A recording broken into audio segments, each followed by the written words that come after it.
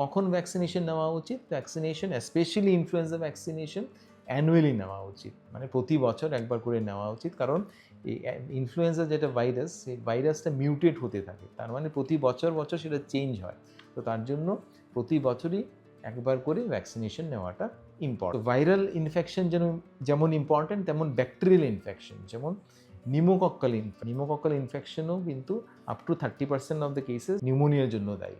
তো নিমোকক্কাল ভ্যাকসিনও আছে, যেটা নিমোকক্কাল ভ্যাকসিন দিলে এই নিমোকক্কাল নিউমোনিয়া সেটা প্রিভেন্ট হয়, অ্যান্ড সেটা থেকে হার্ট অ্যাটাক বা স্ট্রোক প্রিভেনশনে অনেকটাই সেটা সাহায্য করে।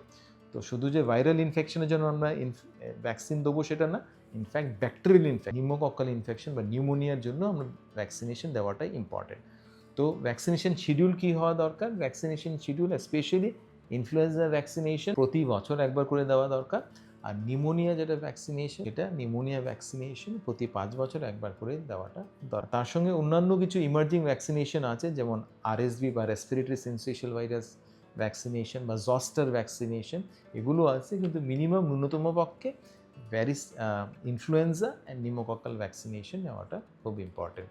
আর এই vaccination they are safe and they are effective. তেমন কোনো মেজর সাইড এফেক্ট এই ভ্যাকসিনেশনের নেই। মাইনর সাইড এফেক্ট যেমন সামান্য একটু জ্বর আসতে পারে বা একটু গায়ে ব্যথা হতে পারে, একটু ম্যাজম্যাজ করতে পারে, but otherwise they are quite safe and they are very very effective. তার জন্য as a prevention, heart disease বা স্ট্রোকের প্রিভেন্টিভ অ্যাসপেক্ট হিসেবে আমরা ভ্যাকসিনেশনকে এখন দেখছি অ্যাজ এ ফোর্থ পিলার।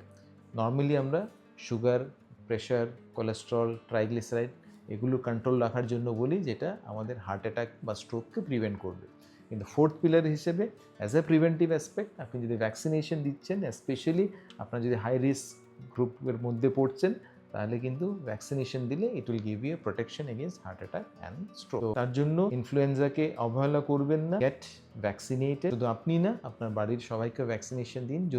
বয়স যদি 65-এর বেশি হয় বা কোমরবিডিটি যদি থাকে, যদি ডায়াবেটিস থাকে বা কিডনির সমস্যা থাকে, হার্টের সমস্যা থাকে, আগে স্ট্রোক হয়েছে বা আগে হার্ট অ্যাটাক হয়েছে, তাহলে অবশ্যই ইনফ্লুয়েঞ্জা অ্যান্ড নিউমোকক্কাল ভ্যাকসিন দিন। সেটা আপনাকে প্রিভেন্ট করবে, আপনার পরিবারকে প্রিভেন্ট করবে, অ্যান্ড হোল কমিউনিটিকে অ্যাজ সাচ প্রিভেন্ট করবে। এই ভিডিও যদি আপনার ভালো লেগে থাকে, তাহলে আমাদের চ্যানেলকে লাইক, সাবস্ক্রাইব অ্যান্ড ভিডিওটি আপনি শেয়ার